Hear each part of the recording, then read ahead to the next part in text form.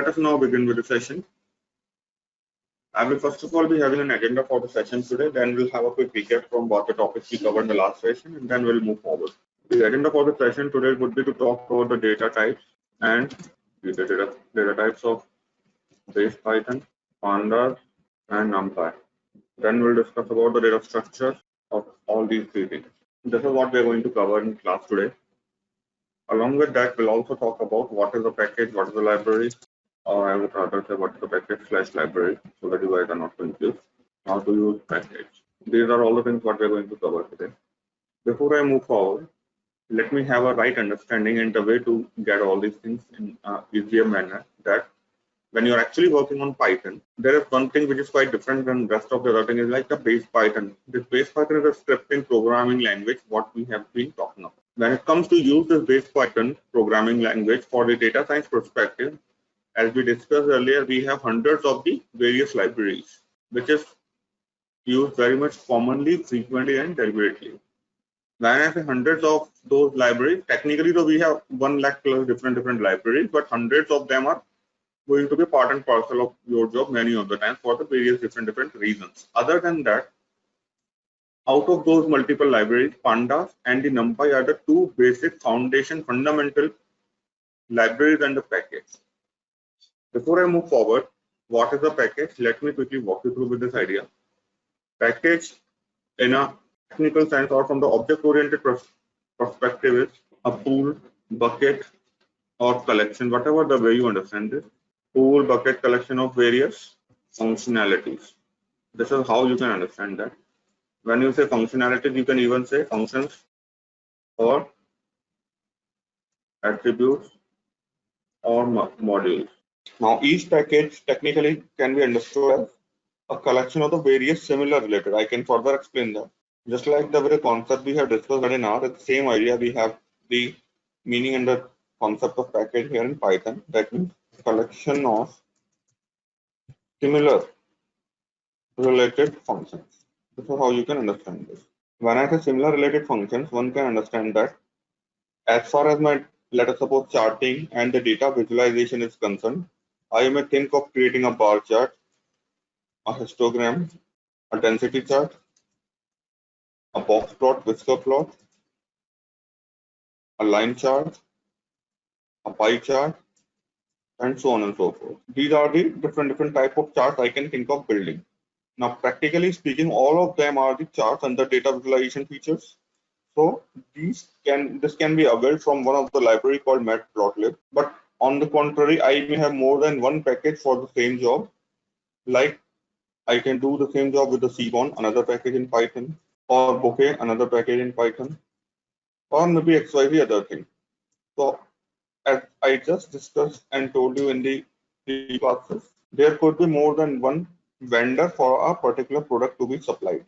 Like, let us assume you are going to have a chocobar ice cream after having a dinner in your home and going out in the market on street. For a one particular product like chocobar ice cream, you can find multiple ice cream carts, maybe quality walls, have more or cream bell or something like that. Each one of them will be having their own plus and minus, that means advantage, disadvantage, pros and cons, or do's and don'ts, or something like that. Like chocobar from one particular ice cream brand would be milkier, another one would be costlier and more giving you a feeling of a smoother, another one could be more chocolatier, darker, and XYZ other thing. Same exactly goes with all these packages. You have to keep one thing in your mind, that different packages have multiple functions. I can have multiple packages for the same job.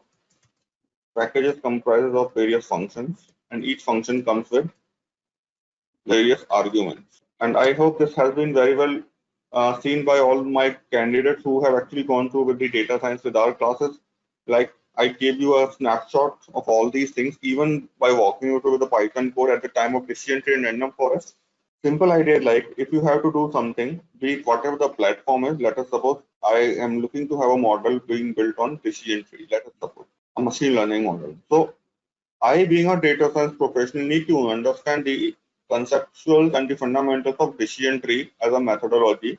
As far as its implementation in SAS or Python is concerned, I know this would be coming or would be doable with one or the another function.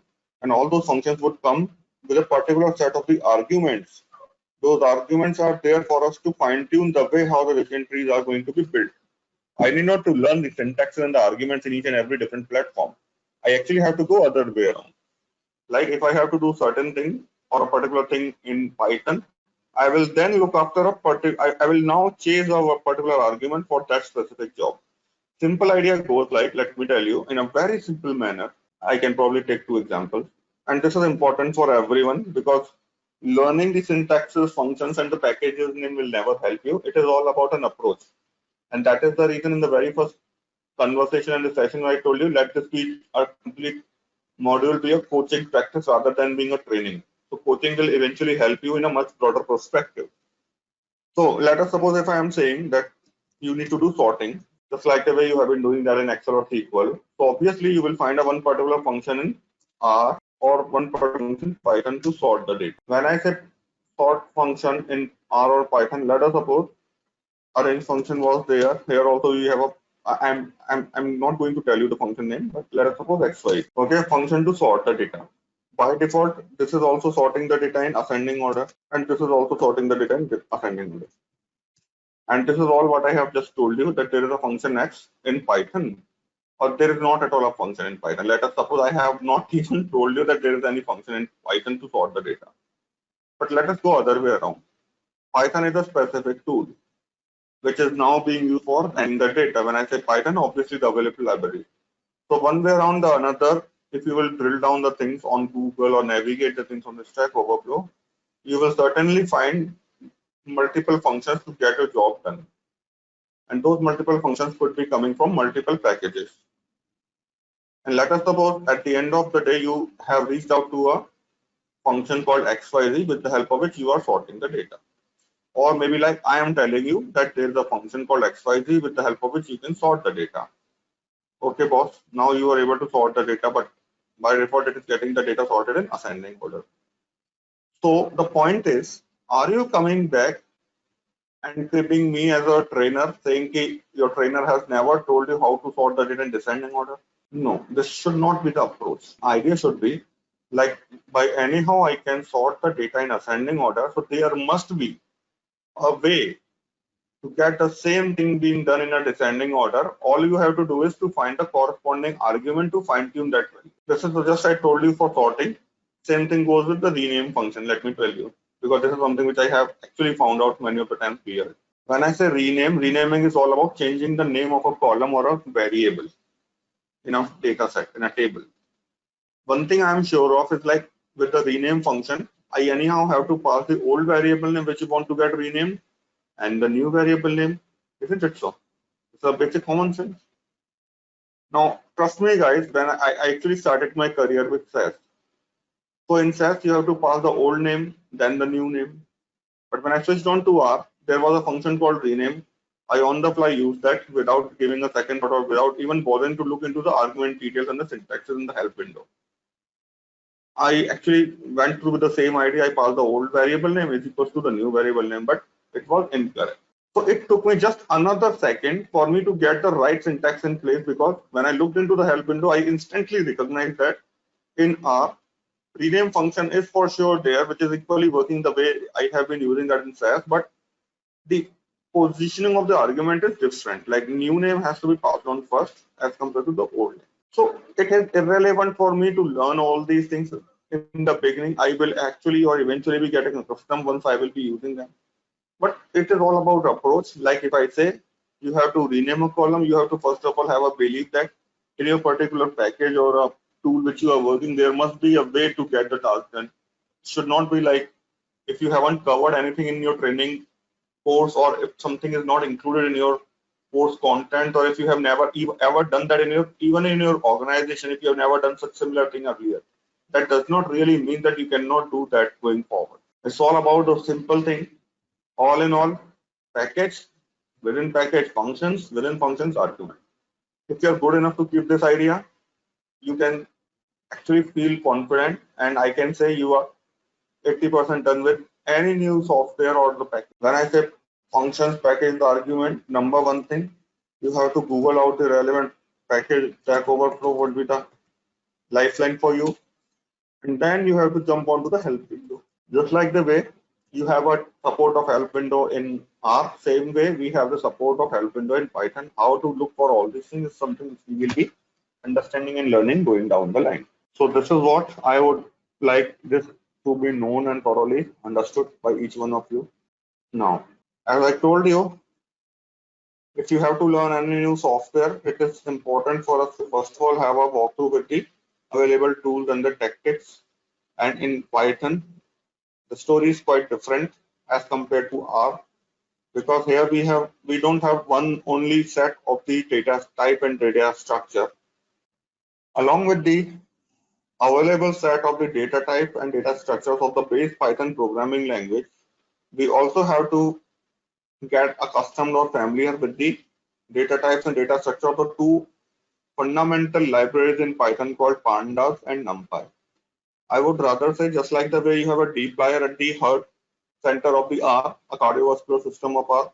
Similarly, Python Pandas is a cardiovascular system in Python for your data science perspective. That means it is a package with the help of which you can think of doing anything regarding the data handling and manipulation in Python, be it to import that, sort, summarize, append, merge, concatenation, transform, blah, blah, blah, and so on and so forth. So everything is doable with one or the other functionalities available in the package called Pandas. The full form of Pandas is panel the data structure. I mean, let me cover up all these things later on once I'm going on to the package Pandas. This is all what I wanted you to understand. Now, let us have a practical understanding and a drive for all these things being implemented.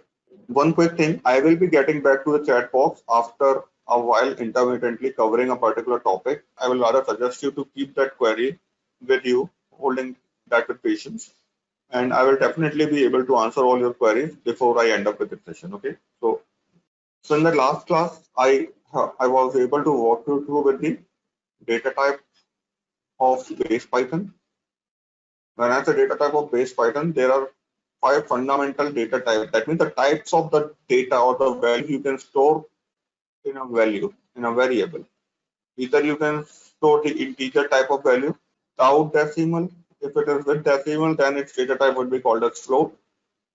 If it is a character value, then it would be considered as str. If it is a logical value, then it will be considered as bool. If it is a real plus imaginary, a complex number, then its data type would be a complex. These are the 5 fundamental data types in base Python we have. Now, to take the same idea forward, let me have a walkthrough with the base Python data structures. If you are asking me about the base Python data structure, that means the data structures available in the base Python, there are 4 fundamental pillars around that. One is the tuple. Then we have to talk about the list. Then we have to talk about the set. And then it is all about dictionary. Now, if someone is asking about how the or why the Python is so popular language, you can actually use all these conventions as well. Because you have a niche availability and the features in the form of data types and data structures in base Python in different manner. So we have a better mechanism to handle our data and to manipulate that. So these are all the things which can be counted as a feature and the advantages of using Python as a programming language for the data science perspective. Let us now drill down each of these data structures. So base Python data structure, all of them are one-dimensional heterogeneous. All these 4 below data structures are one-dimensional. One-dimensional means only and only in a one direction. Unlike a table which is 2-dimensional. So base Python data structures are one-dimensional heterogeneous. When I say heterogeneous, that means you guys can actually store multiple, elements of the different data types rather than just being of a same data type. Hence, I can say I can store multiple elements of different data type. Let us now explain and learn all these things individually. First of all, talking about the tuple. Tuples are to be created with a round braces. Okay. So this is a HTML. I mean, I can press escape M from my keyword. The moment I'm pressing escape and M, you can see instantly the level of this coding cell converted to markdown, and I have now got this text being created. So what is tuple? I can write this further explanation here. Tuple is a one-dimensional data structure. Obviously, all of them are one-dimensional data structure, but tuple are 1D heterogeneous, which is mutable. Sorry, immutable. Let us now see tuple, how they are to be understood. I am first of all creating an object with the name called T1 is equals to is an assignment operator, as you have seen that earlier, with the help of which I am now assigning a value in an object called T1. So point is like till date or as of now, we have been storing only and only one element in an object or a variable called X, but now I can store multiple elements, maybe of same or different data type. When I say heterogeneous does not mandatorily means that you have to keep all of the elements of different data type. Heterogeneity is an optional, right? Just like the way we have non-vegetarians. Non-vegetarians can very well eat the vegetarian as well. It does not really mean that if a non-vegetarian is eating a veg food over the time or at a particular time, he is not a non-vegetarian, correct? Same goes here. So that's a very basic thing. I need not to probably tell you all these fundamentals and the basics. COVID virus is mutable or immutable? Immutable. No, it's incorrect.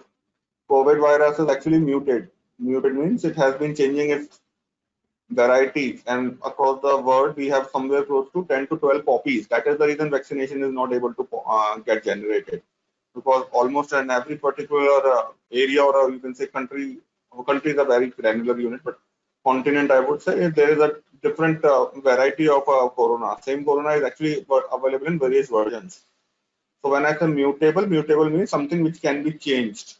Immutable means non-changeable. So when I say mutable means changed, and immutable means which cannot, whose values cannot be changed once it is created. So when I say tuple, it's immutable. That means its value cannot be changed once it is created. All right, guys. So I have now got an object created name called T1, where you can see I am storing multiple elements. I can actually keep them of same data type or of different data types that hardly matters. But in a nutshell, this is how running perfectly fine, able to get an object created T1 without any error means absolutely in a fine manner, right? No problem at all. So if you have printed that, you got this printed T1. If you want to see the type, this T1 is now telling you tuple. It is a tuple. One important thing, and please make sure that everyone is listening it properly. If you will follow the tuple and everything from the available slides, they have been categorized under the topic of data types, not under the data types, not under the data structures. So tuple is a data structure, simple, no confusions at all. Factor is categorized under the, like, factor in R, right? Factor has been categorized under the data structure, which is again an incorrect thought. Factor is a data type, not a data structure in R. So this is all what we need to understand in the case of tuple, which is immutable. When I say immutable, I actually have to talk a bit of the other conventions quickly. I will be turning back to the mutability and immutability after a while. Don't get worried about this keyword, guys. List is created using the square brackets, which is itself a 1D heterogeneous, but it is mutable. Mutable means its values can be changed. When I say list and tuple, I can actually rate them out of their popularities and reusability. Tuple can be given 1 star. List can be given 4 star out of 5. That I will give 2 star. Dictionary ko bhi I can give 2 star. Okay. This is how you can rate them in terms of their utilization practically while handling the data. All right, friends, let us now go with the list. So this actually goes with the mutability and immutability, and based on that only feature, you will be deciding its fate and an object, whether should that be a tuple or a list. And this is now what I'm going to try to talk about with the help of an example. So this is a quick example for you to get an idea where you can think of getting an object being created as a list or a tuple. With this thought, at line number 4, I am creating an object with the name coordinate Mirabella, correct? So is that a list or a tuple? Tuple. This is a tuple. It's a tuple, right? On that very same note, I have created multiple coordinates or objects for reflecting the coordinates, and all of them are tuple. When I say these are the tuples, that means these are immutable. What an immutable, I am still going to talk about, but when I mean whether or not I am able to tell that in detail, but simple idea. I mean, simple idea means immutable means whose values cannot be changed. I mean, I have really nothing to talk about. I mean, the way I am going to tell you is just like to prove that whether it's an immutability or whether it's this object is mutable or immutable. As far as this explanation is concerned, what is mutable and immutable, I am already done with that. Mutable simply means something which can be changed. Immutable means something which cannot be changed. And tuple being immutable, that means its value cannot be changed. So with the simple fact that I have now created multiple tuples to reflect the coordinates individually, which is immutable, that means a person whosoever is now eventually going to deal with coordinates have no liberty, choice, flexibility, or the access to change these values or the coordinates. Hence, you are freezing its value, not allowing anyone else to be changed later on. And later, these set of the coordinates are being passed into a list. These are the lists, isn't it so? With the square brackets, you have created that in an object called list of. So, as far as the list of coordinates are concerned, you can actually add or delete multiple coordinates, just like the way I'm saying list of the students in this class today. Today I can have 10 candidates, tomorrow I can have 12 candidates, day after tomorrow I can have 8 candidates. So I can add and delete the elements in the list, but individually each of those coordinates will remain intact. Simple idea. Moving these things forward, let me explain you the mutability and immutability. But before coming into all these pointers, I have to talk a quick concept of indexing in Python. Indexing in Python starts from 0 to n minus 1 rather than getting started from 1 to n, just like that we have been doing that in R. What is indexing? Indexing is the very niche core feature in R and Python with the help of which you can slice, dice, and filter the data. I got an object created with a name called L1, which was a list, and tuple P1, which was a tuple, correct? Let me take any one of them. When I say indexing, indexing is a feature which works as a square bracket. How this works is now going to be discussed, just like the way we have been covering that in R.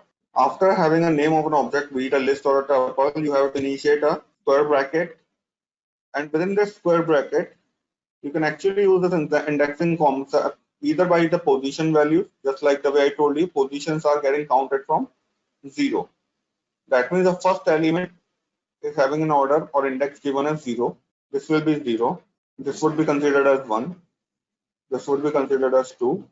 And this would be considered as n minus 1. That means I can retrieve, fetch, slice, dice, and filter the data with the indexing concept when I'm passing 0. You can see I'm getting the 12 being printed here, 12 being the very first element, that means 0th put. 1 will obviously give me 234. 5 will obviously give me the 6th element, which is 70. When I say all these things, same goes with the tuple T1. T1 maybe you can have an indexing concept. I am still able to manage the 75, 78 being printed. Now this is a separate discussion, indexing, how this works. You can have more than one element to be fetched, like getting started from 1. Here the count actually goes from n minus 1, from 1 to n minus 1. So this is now getting the data being printed. 1 means second element till 5. 5 means 4, that is n minus 1.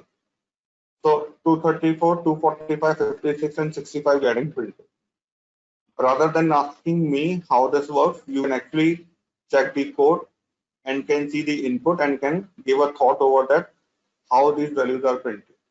This is the part of the snapshot you are getting out of this code.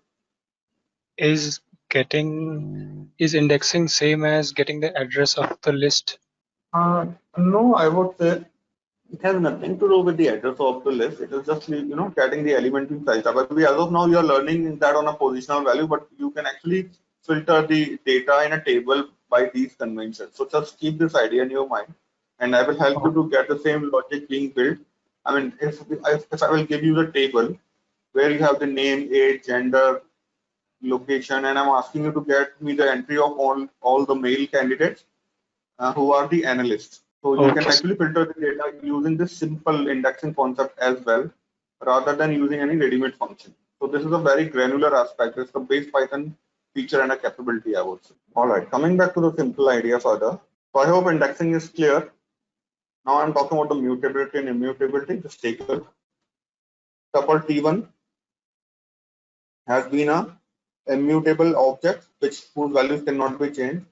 Let us suppose I'm printing 2. 2 is 45. That means the third element. Because tuple and list, as of now, in my case, both of them are having the same set of the values. So Jim and other folks, please don't get confused. Ideally, I actually have created 2 different objects like list and tuple with the same value. If you remember that, I actually opposite that. So as far as its values and the content is concerned, they are absolutely same. But these are the 2 different objects, one being mutable, one being immutable. Now, considering this fact, I can actually override these values just like the way you have been doing that in R earlier. If I'm trying to, fix and override the value of the third element or second index value in tuple within 999, you can see I will get an error. And this proves me that tuple values cannot be changed. It does not support the assignment. On the other side, contrary, if I would have changed that to list, you can see L1. I'm executing this code and let me print L1 now. You can see at the third position or at the second index value, I have now got the value being changed to 999 now. Clear? Hence, this proves me that tuple is immutable and lists are mutable, whose values can be changed or overridden later. I have one question. You have created in the tuples assigning some value into that variables, right? So how can you add the new value to that particular list? So there are thousands of such questions, like how I can add. So for that, I mean, as of now, this is second position. Total, how many elements are there? 1, 2, 3, 4, 5, 6, 7, 8. Isn't it so? There are 2 ways to answer this query. I mean, let me answer your quick thing with a logical manner. When I said there are 8 elements, so practically with the simple logic, when I say logic means programming logic or a common sense, you can think of like, I have to add something at the 9th position, isn't it so? Yep. Correct. So how to get the 9th position? So there has to be a way, like first of all, there is a function called len, with the help of it you can get the count of the existing number of elements there. So len will give you that there are total 8 elements. So with this way you can get a logic being added like 8 plus 1, and then you can add a new element. One thing is like which should have come to your mind is like I have to actually get something at the new position, which would be obviously the length plus 1. So within that index you have to write a logic, and how to write a logic is a separate story, because how to get the thing done is something you need to understand conceptually rather than getting into a syntactical mode. Correct, Srinivas? I hope this is clear as far as the expectations are concerned. My question is, if you want to add a new value, for example, Insert like insert. Yeah, that's what I'm saying. 234. So there are like 1, 2, 3, 4, 5, 6, 7, 8. 8 means total index position is 7 as of now. Yes or no? Yes. This is a 7th element. This has to be a straightforward logic, and this has been a doable activity in R. First of all, if you will compare this idea from R, but in Python, it is not being supported because the convention and the data structure and the memory management is different here. Simple. So with this same thought, it does not really mean that I cannot anyhow do that. There must be a different alternative to get the same task done. Why Python is so popular is because of the convention. Now I'm going to tell. First of all, I'm writing something, or maybe a simple dir function. This dir function is to print all the available objects in the session being created so far. T1 is today being created tuple, L1 has been created today. So there is a print function I am adhering. With this print function, the only advantage is like I will get all these values being printed in a paragraph manner. So just like the way you can see that. In this box, you can see multiple elements are being created. Many of the keywords are getting started and ended up with the double underscore, like the way you can see here. There are available set of the values which is getting started and ending with the underscore or probably with the double underscore. So that is the reason I have mentioned earlier that refrain is starting a keyword with the underscore, or technically all the keywords should be getting started. If you are giving them the name, you should be getting started them with the alphabet. You can actually give the name with the underscore, but refrain giving the name with the underscore is what I must have told earlier. If you will remember in the previous case, in point number 3, I told you and a character, a variable name can start with the alphabet or with an underscore, but you should refrain getting started any name with the underscore. And here I am now going to tell you why. If you will see in the log, in the output window, the objects which I got created are there in front of your screen, like T1, L1, X1, X1. These are all the objects or the variables which I got created. But along with that, there are some objects coming by default, even though which I have never got them created. And all of those objects are either getting started with the single underscore or getting started or ended up with the double underscore. These all keywords which is getting started, especially with the double underscore and ending up with the double underscore, are being called as dunders. Dunder means double underscores. These are all the reserved keywords. All the keywords which is getting started, which I have never created them, but still you can see them, are the system generated reserved keywords, which you should not be played with, which you should not be concerned with. All I have to do is just watch the regular keywords, which you can see without any underscores being aligned with them. The important reason why I'm telling you all these things is because of a certain reason, that if you will going down the line, get the different objects being printed, like print of dir. Now let me print the dir for the object. Let me do x is equals to 10. Quickly can do it.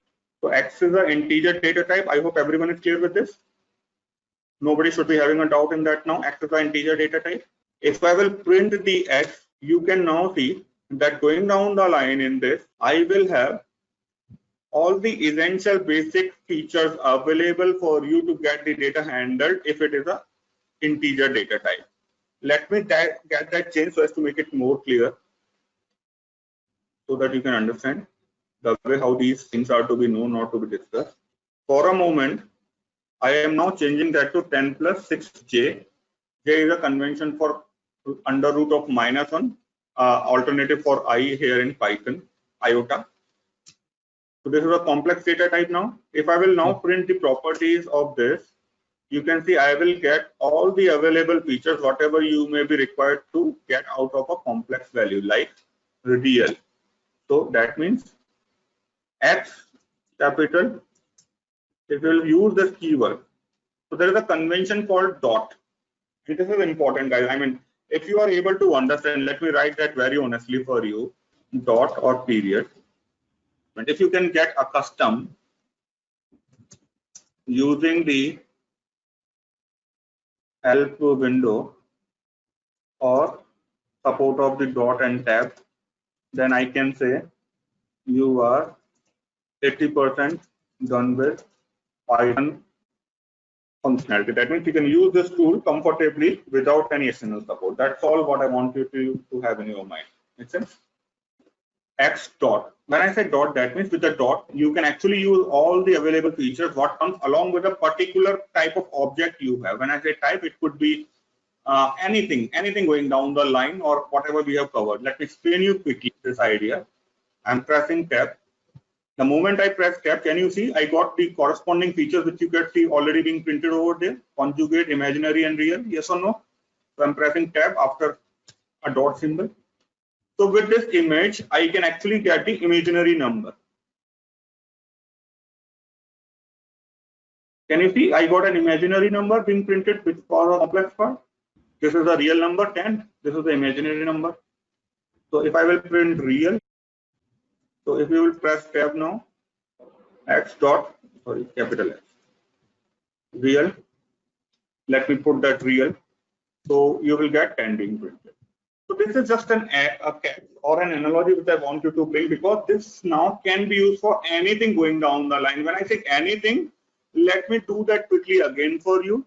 Printing the properties and the hidden features or the functionalities available in T1. T1 means the tuple. So you can now get the corresponding attributes there for tuple to be get realized. And tuple being the immutable, so you would not be probably having the features to append or get the things being added into that. But on that same way, if I will do that for list, you can find the additional features like copy, count, extend, index, insert, pop, remove, reverse, sort, and append. So Srinivas and couple of guys were asking me append. Here is the answer for you append. Because list supports appending feature is the reason you have that feature already available. Tuple was not supporting that idea. Is the reason I was not having those things in idea. So corresponding to each and every object going down the line, we will be discussing thousands of the things. Right? So that is actually going with that same way, the way I told you. Now, how to use that append is again a call. T1 dot press tab, because T1 is tuple, right? I don't have append in T1. So you can see these are all the features which I can use. How to use that? Either Google will tell you or help window will tell you how to use help window. Put a question mark after the keyword, and there would be a thing available, append object at the end. So you can actually append an object at the end. Either it could be a list or an object array. So I hope this gets clear. So this help window, just like the way you have been able to see that in R earlier, or maybe not, this help window is a most important lifeline for you. This will tell you the description, the syntax, and the details of the arguments for you to deal with. Okay, let me explain you quickly for the another one, because appending is somewhat very simple. Let me do that for insert. So can you see now? It is telling me the syntax as well. Insert, index. Index means at a particular position. Insert before the index object. Like, let me tell you the way how it has to be used. L dot insert. Which place? Third place. I want to insert what? Let me give a name like. Okay, let me run that. Has that been executed? Yes, that has been executed without any trouble. Now let me print L1 for you guys again.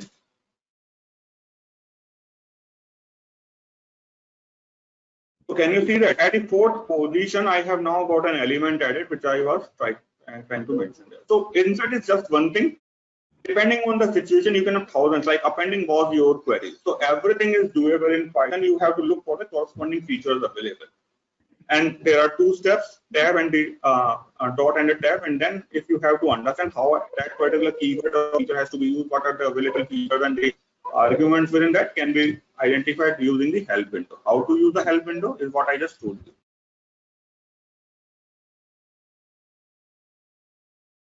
So this is the ABC of you to get started. I hope this makes sense to everyone. Let me run this with two ways for you. And I'm quickly creating an object. X is equals to 5, Y is equals to 10. Both of them are integer values, yes or no? Or maybe like I can have it simple, a mango or banana. Both of them are character values. Online friends, yes or no?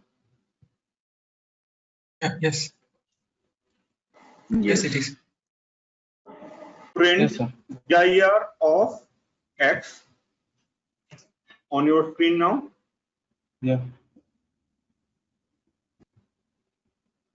And print dir of Y. X and Y are the two objects, can I say that, which are character in nature? Yeah. And being character, you can say they do possess the same functionalities. You can see exactly same. Because it's a character, obviously you can have a mechanism to change that case into uppercase or split the data, strip that, showcase that, title, lowercase would also be there, like join can also be, lower is also there. So you can, because it's a character, you can think of using all these things, and both of them being character is like exactly having the same convention. Yes or no? Yes, sir. So can I say that X and Y are the two objects of the same class being character now? Because of, I mean, class possesses the same attributes, right? And if different objects will have the, I mean, multiple objects possess the same attributes in the function. So consider it like X and Y are the two instances of the same class. And Python being an object-oriented programming language is the way how you can see all these. And because every class or an object is a collection of what function and attribute is the reason whichever in an object, whichever is the function is what you are having a parenthesis with that, whichever is a keyword is what you are simply getting the name around that without any parenthesis. Does that make sense now? It is an object in a broader perspective. I will consider that. These are the objects, I would say. Everything whichever you are going to use is an object. Variable is a programming keyword we use to store a value, right? Variable means what? Anything, I mean, anything which is storing some value. So this is what we just have covered. Now let me talk about the other two data structures in Python, my dear friend, which is the set and dictionary. Set is just like your own very same thing what you have studied in your 11th standard in the form of set theory. Do you remember that? Sets are first of all created with the curly braces. Let me write a comment so as to make this life easy for you. This is exactly same as what you studied in 11th standard school mathematics in the form of set theory. When I say set theory, you have discussed all sort of those things like unions, intersections, right? In the form of a Venn diagram. Do you remember that, guys? Whatever the real time application of those things were there, it's what the real sense of having a set theory or a set as a data structure we have here in Python. What does that really mean? First of all, let us understand what does that set looks like. Set is an ordered set of the values or a unique set of the ordered values. Let us suppose I'm repeating 34, 12 once again, 2. So here in this set, I have 12, 34, 45, 67, 7, 88, 9, 90. Then I have again 34 being repeated, which has already been there, and then 12. Running this, set got created without any trouble. If I will print this set S1, first of all, I have the ordered values, and that too, the unique entries. I don't have the 12 and the 34 being there in place. This is what set typically comes with. So see, this is like mutable, iterable, and has no duplicate elements. Python set class represents a mathematical notation of set. Set means set theory. The major advantage of using set as opposed to a list is that it has a highly automated method of checking whether a specific element is contained in the set or not. When I say set or not, that means you can consider that from the data perspective. Let us suppose you have a master table and you have again a simple table. So when you want to check whether these many customers are there in this table or not, or you want to have the unique customer or the common customer. So all these basic features, whatever you have learned in the set theory, is right there. I have some up and running code being also added here, which you just have to copy paste in the Python window and see the output, the way it is getting generated, and things are very much readily available. Simple. Okay. This is what the set theory is. This is what the sets are.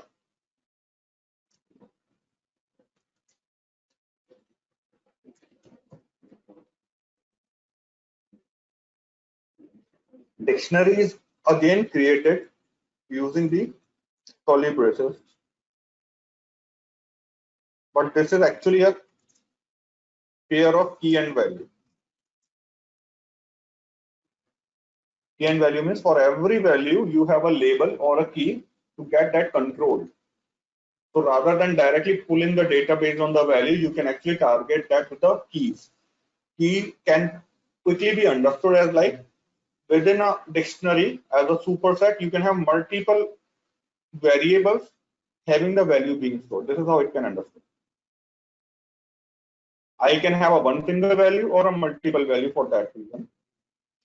Let me cover up this idea and then I will take up all the doubts and the queries, whatever you have in this context of stat and the dictionary.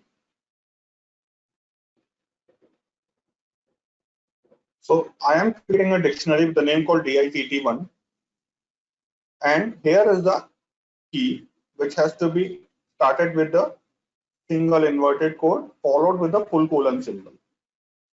So here dictionary is an overall object within which I have a key, or you can say a name of a variable which is storing a value called Rahul.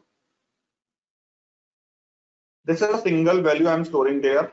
Practically speaking, you can also have multiple values, and when I say multiple values, obviously they would be custom using the list itself. You can see it's a list. I am using a square bracket within that. Is now what getting stored under the same keyword called ename. In a much more simpler sense, you can consider this key name as a column name, as a variable, as a column name in a table. So I can have multiple columns in a table further.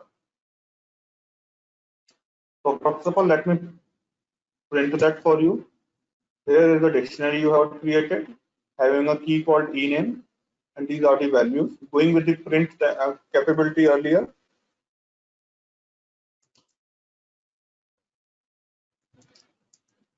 So if it is a dictionary, obviously I will have the supporting features of the dictionary itself. Like you can see, I can actually pull the keys or the values. So here it is a value. If I will take this value for my dictionary,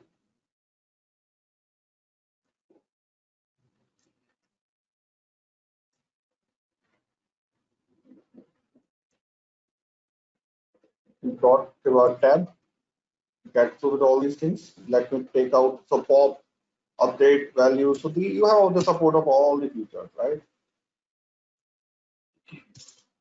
So you can see what Rahul Sham did. Dictionary is often used to prepare the data. I can actually have a dictionary later on being converted into a data frame, a two-dimensional heterogeneous object, which I will be talking about in a while once I will be getting started with the data frame. So it is too early for me to get into all these things. So as of now, all I'm asking you to have just one thing in your mind, that there is something called list, there is something called tuple, there is something called stat, and there is something called dictionary. Where and how they are used interchangeably is something which we can later on talk about and can discuss over the time with the different problem statements and the examples.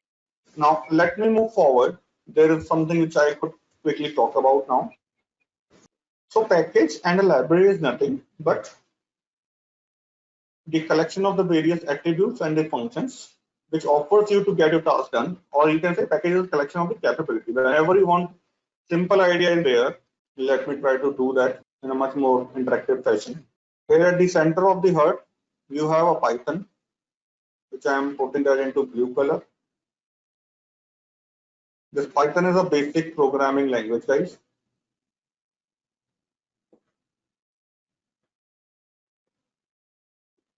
Correct. Whenever you, whatever the way you want to use this Python as a programming language for the data science perspective, you have to have a support of the corresponding libraries which can support that feature or a capability, whatever you want to do with that. So Python is just a programming language in its granular fashion. With that idea, all I'm asking you to understand is like, for the different reasons, like let us suppose I have to think of using this Python as a programming language to handle the data. So I need to get a support of a one particular package or library which can help me to import the data, sort the data, filter the data, blah, blah, blah, blah, blah, blah. So let us suppose, for the sake of your understanding quickly, this particular library is Pandas, which is the most favorable. If you think that something has to be done in terms of the charting and the graphics for the visualization perspective, you can now add a more capability into your existing Python.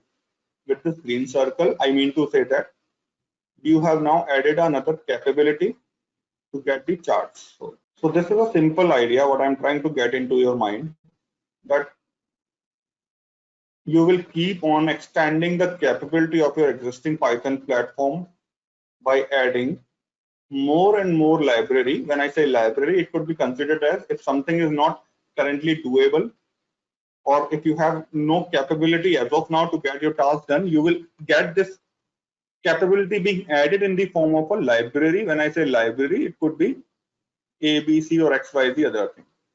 So with that very same note, you have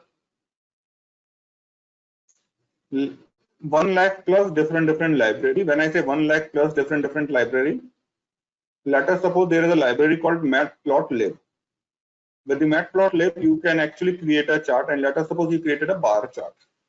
If this bar chart does not look very great and fancy to you, then you will obviously be reaching out to the another package with the same feature.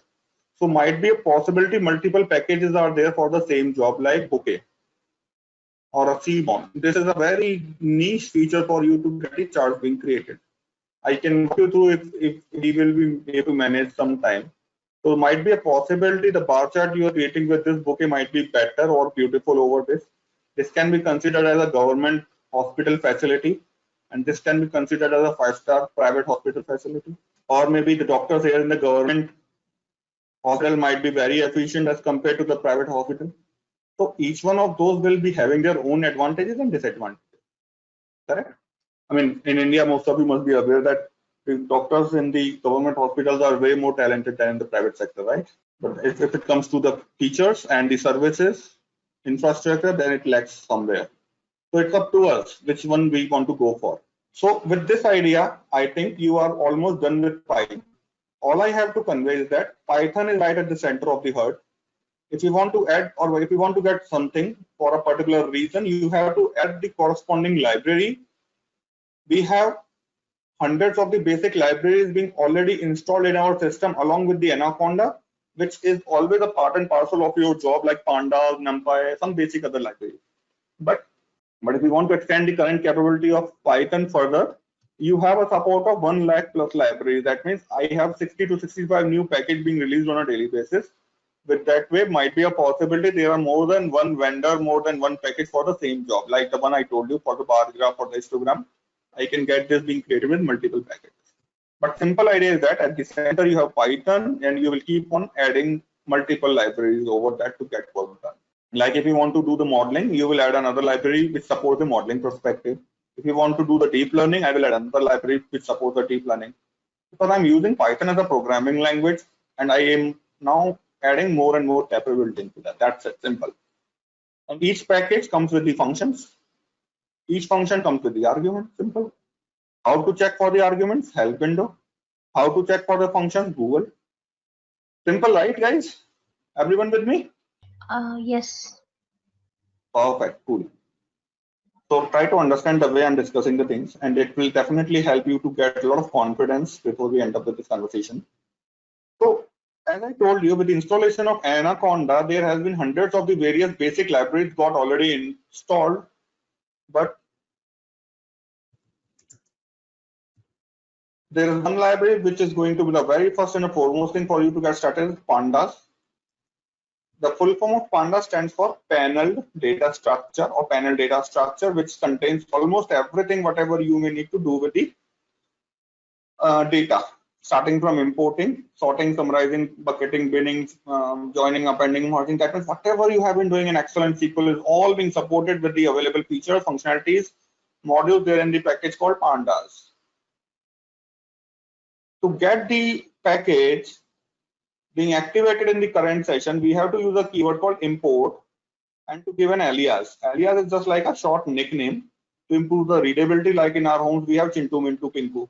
So for this idea, you are, rather than using this very lengthy, because Panda is still manageable. Going down the line, you will find very weird names, guys. So it is always recommended to use a nickname or an alias so that I can improve the readability. So what this import keyword is doing, import is actually connecting or loading the package into my active session, just like the way you have a library function or require function in R. So as to get the package, this package is already installed along with the Anaconda. I need not to install that, but importing means to load this package in my existing session, current session, so as to get this feature being utilized further. All right, here you go. For all those guys who are beginner with Python, TD is the Python dot Fragile. And here is the set of all the available functions and the features what you can probably use directly, indirectly. Like if I have to read a CSV file, I have a function already there in line with that. Can you read this read underscore CSV? Now, I being a trainer can suggest you how to read the CSV file. Let me do that quickly for you. So let me explain you. The way I'm doing that is already there. You could have also seen the way how the read underscore CSV to be used. Within that, I have a file. Let me explain you. Let me explain this file like human employees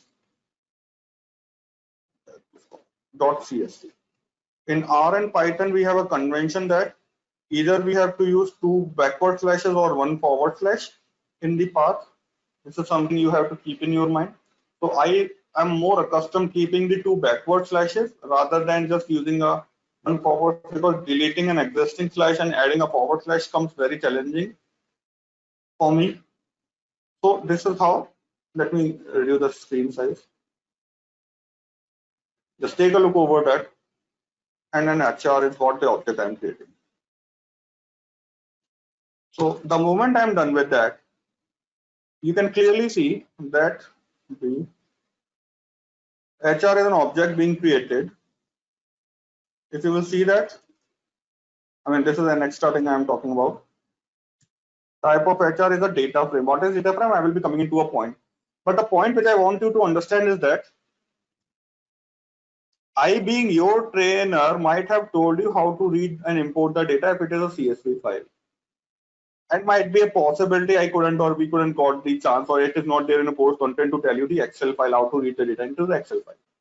Or maybe if I'm too much helpful with you guys or too much candid with you, I can take a moment and can tell you that this is how the Excel file has to be. So here is an Excel file, guys. Now practically here is the learning and the catch, and please make sure everyone is trying to understand the way I'm telling you. It is the important part of your learning. Forget about the syntax or whatever I have told you. The common in the understanding and the senses which I want you to understand and develop here is that I, being your trainer, must have told you what and how to read the CSV file. I, being your trainer, must and can tell you this is how you can read the Excel file. But in your job, in your practical scenario, you may have thousands of the things to take care of. Like in this case, if you will open this Excel file sample superstore, this is actually a dummy file which has been provided by the Tableau, which actually contains 3 sheets.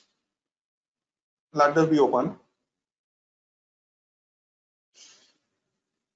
Can you see? This Excel file contains 3 sheets, which is the order sheet, a return, and the people sheet. Getting it? This is actually very interesting data. I often use that in my training perspective. Let us suppose I'm asking you to get a return sheet of the orders. Let us suppose you have a data for the Amazon or Flipkart. So you have actually the transactional data in the order sheet, and return sheet actually contains all the order IDs which got returned by the customers.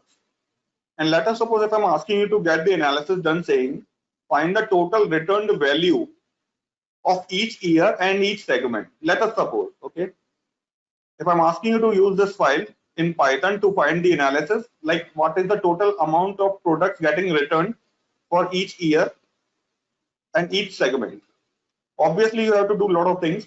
And if you are understanding this data and understand the business, you would most likely be, first of all, reading these 3 files to come up with 3 tables, and then you have to do the merging and some sort of grouping, appending, blah, blah, blah. That's a later course of the action. But the basic granular idea is that you have to have these 3 data sheets to be converted into a 3 corresponding table in Python, just like the way I have been earlier getting the HR data. But as far as this current data is concerned, Superstore, if you will see, there is a function called, like just like the way I have been using the dot symbol, I can use the dot symbol to any object. So here is the shape. Shape will tell you the number of rows and number of columns. So this is like 9994 rows. Can you understand that by default I am getting the data being pulled from the first sheet only? Yes or no, guys? 9994 rows. That means this is the data we are getting pulled from the first sheet. So the point here which I want you to understand thoroughly and strongly and convincingly and positively is that if you are now cribbing me later and you are getting me blamed for that, that your trainer has never told you to read the data from the second sheet and third sheet, then it is a problem not for me, but for you itself. Because the simple idea says that if there is a function to read the Excel data, there must always, or there must also be a mechanism for you to read the data from the multiple sheets. How to use this convention is now going to be a way to explore further by your own self. So you can see there is an argument called header whose default value is 0. It will turn out to be 1. You will get the data being imported for the second sheet. So this is a help window. You have to get accustomed with the available set of the arguments. Simple as that. So if something is not being told and you are claiming me for that reason, it's a challenge for you, not for me. I have nothing on my stake. I hope this idea is crystal clear to each and everyone now. So help window with that reason, with that sense, is going to be part and parcel of your job, and especially comes very important when you are actually getting started with Python. Sir, if we have an CSV file directly in our downloads, even then we have to go to the C and users and our name and go to downloads and copy all the location. We can't go directly to the downloads and do something like copying. We have to go to the C program and only copy all these locations, put it, and then the file name. Should we work like that, or is there any alternative? No, Jupyter Notebook does not support such alternative. You have to have the data being imported into the session, imported into the Python, so as to do the further analysis. Simple. Specific to the data, like with a CSV file, you will be using the corresponding feature. If someone is asking for how to get the data from the Oracle or SQL, then corresponding to that, you will have the libraries to first of all get the connection, ODBC connection with the remote servers or the databases. For that, you have to have the credentials. So life is going to be as same as like the way I'm telling you. You have to check for the available library for that specific job to be converted. Okay. All right. If you will practically understand that, I have been able to get a lot of the functions available corresponding to the PD, that is a Pandas. So each and everything in Python is now getting acted as an object. All the objects will be coming with a lot of the functionality. So if it is a Pandas, corresponding to the Pandas feature, I got all the functions.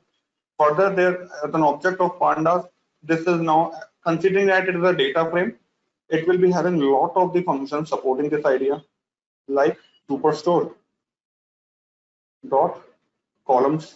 This will probably print the column names. Can you see that? Row ID, order date.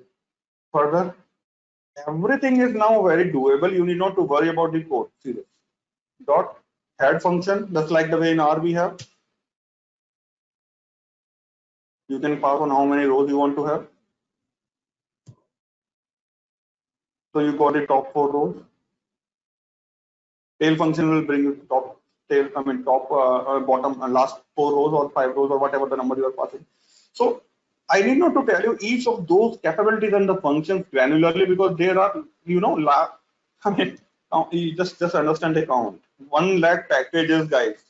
Millions of the functions, trillions of the arguments. Do you think you would be able to learn that, even though if I'm ready to tell each of them individually? So with this idea, you can actually have a thought like you have millions of the arguments, or obviously, and there are a lot of arguments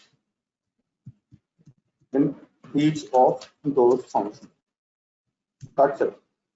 So for that, you have to have the support for online articles, blogs, Stack Overflow, Google. I know I have been repetitively saying that, which might be getting annoying for many of you, but just to get the weight over this statement is the reason why I'm highlighting this area. Going down the line, this is going to be the only friend of yours while you guys are working on any different respective projects. Stack Overflow, Google, and the help window. And Kaggle for sure for the practice and the support team. Okay, when I say help, put a question mark or using the dot and tab. So this is all what I would be talking in today's session. Now for the last 2 minutes, let me know if you have any doubt, question, concern, or anything, whatever we have covered in today's class. We have in our Crantastic, right, the list of libraries. Do we have such thing in Python? Python, we have an official support document. I mean, you have official libraries. I mean, Python is having a very niche availability of the documents. So for each and not only for the overall Python, but you have the official placeholder for all the documents for individual package. Like Pandas will have their own support, so you can actually leverage all these details further. Okay. Yeah, thanks. With this way, I'm ending up with this conversation. Hope you enjoyed this entire session thoroughly. Hope you have liked that. Let me know if you have any doubt, question, concern further. All right, friends, let's connect tomorrow. Thank you so much for your time, patient efforts. Have a great day ahead. Yeah.